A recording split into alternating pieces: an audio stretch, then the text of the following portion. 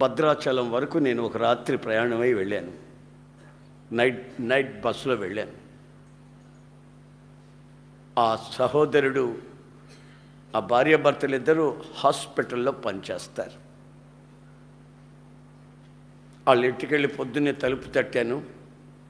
వాళ్ళు మెలకువతో ఉన్నారు, నేను వస్తాను తెలిసి. శుభ్రంగా ఒక గది అరేంజ్ చేశారు. అన్న ఇక్కడ ఉండండి, ఈ రాత్రి మీటింగ్ ఉంది, పగలు కాస్త రెస్ట్ తీసుకోండి. నైట్ జర్నీ చేసి వచ్చారు, నేను డ్యూటీకి వెళ్ళిపోతున్నాను, నాకు సెలవు ఇవ్వలేదు. ఈయన గారి మా అరేంజ్మెంట్లు చూస్తున్నాడు, మాకు ఇక్కడ ఎవరు లేరు. మరి ఇదిగో పిల్లలు కాన్వెంట్కి వెళ్ళేసి వెంటనే వచ్చేస్తారు. రేయ్ అంకుల్కి భోజనం పెట్టాలి, అంకుల్కి అన్ని వడ్డించాలి మీరు అని ఇద్దరు పిల్లలకి చెప్పి వెళ్తున్నారు. నేను వాళ్ళని పిలిచి ఆ పిల్లల్ని చూసి, ఆ పిల్లలు ఎట్టున్నారు, ఇలా తాకితే మార్చిపోతారేమో అన్నట్టున్నారు. మార్బల్ స్టోన్ లాగా, పాలరాతి బొమ్మల్లాగా ఉన్నారు పిల్లలు. నేను వాళ్ళు పిలిచి, ఎంత చక్కటి బిడ్డలు ఇచ్చాడయ్యా దేవుడు మీకు, వాళ్ళు చూస్తేనే కడుపు నిండిపోతుంది అన్న కాసేపు ఉండండి, మీకు వాళ్ళ సంగతి తెలుస్తుంది అన్నారు. ఏమిటమ్మా అలాగంటామని, అదే మేము వచ్చేసరికి మీకు వాళ్ళ సంగతి తెలుస్తుంది అన్నా, పాలరాతి బొమ్మలు ఇంక వాళ్ళ అందసందాలు మీకు తెలుస్తాయి లేనా అంటే వెళ్ళిపోయారు. సరే వాళ్ళు కాన్వెంట్కి వెళ్ళారు. నేను కూడా తలుపు జారు అట్లా వేసి గడి పెట్టుకుంటూ పడుకున్నాను. టిఫిన్ చేసి పడుకున్నాను.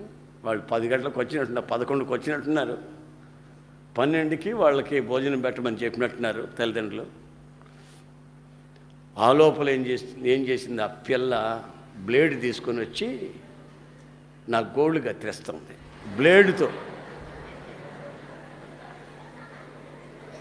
ఆ గోర్లు కత్తిరించబోయి, నేను నిద్రపోతున్నా, గోర్లు కత్తిరించబోయి కాలు కోసిన అన్న లేదు చూస్తే ఈ పిల్ల సైతాన్ పోవాడిగా అన్న.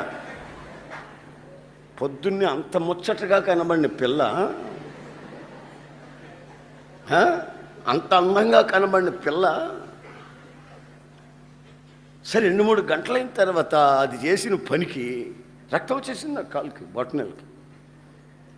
ఏం చేస్తున్నాను, గోర్లు కత్తిరిస్తున్నాను. లోపలికి వచ్చామండి, కీళ్ళని కొడతాను బాగా అని బయటికి వెళ్ళిపోయింది. మళ్ళీ ఇటు తిరిగి పడుకుంటే కింద నుంచి దబ్బణం తీసుకొని పొడిచాడు. కింద చూసే కుక్కేమో అని చూస్తే కుక్క కాదు, ఈడు దబ్బణం తీసుకొని పొడుస్తున్నాడు నన్ను ఈ మీద. ఇక జుట్టు పట్టుకుని గస లాగి తలుపు పెట్టి తలుపు గడి పెట్టుకున్న వాళ్ళు తల్లిదండ్రులు వచ్చేంత వరకు తలుపు తీల. ఇక అన్నం కూడా నాకు అక్కర్లేదు బాబు, వీళ్ళిద్దరు పిల్లలు కాదు, వీళ్ళిద్దరు రాక్షసులు అంటున్నారు. ఎక్కడుందండి అందం, ఎక్కడుంది నాకు అర్థం కాదు. అందం ఎక్కడుంది, ఆ వయసు మీద కొంచెం అందంగా అనిపిస్తారు అంతే.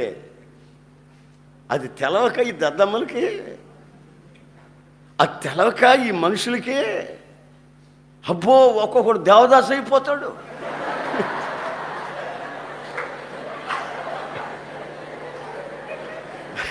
ఒక్కొక్కడు దేవదాసు, నువ్వు లేకపోతే బతుకేలేదు అంటాడు. నేను నా జీవితంలో పెళ్ళే చేసుకోవాలంటాడు. తెలివి తక్కువడు.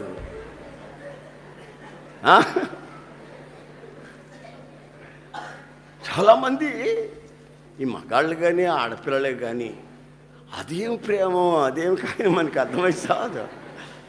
ఇక బతుకెళ్ళేదన్నట్టు, లోకమే లేదన్నట్టు, ప్రపంచమే లేదన్నట్టు వెచ్చల విడిగా మనసు కోరుకున్నట్లు, శరీరం ఆశించినట్లు దరిద్రపు బ్రతుకులకి తెగించేస్తారు, తుచ్చమైన అభిలాషలకి. అయితే బైబిల్ అంటుంది, నీవు చంద్రబింబమంత అందాన్ని సంపాదించాలి. ఎంతసేపు చూసినా ఆ అందం తరగకూడదు. తరగకుండా ఉండాలంటే గుణం అనే అక్షయ అలంకారం నువ్వు పొంది ఉండాలి. పై వేషాలు కాదు, పై అందాలు కాదు,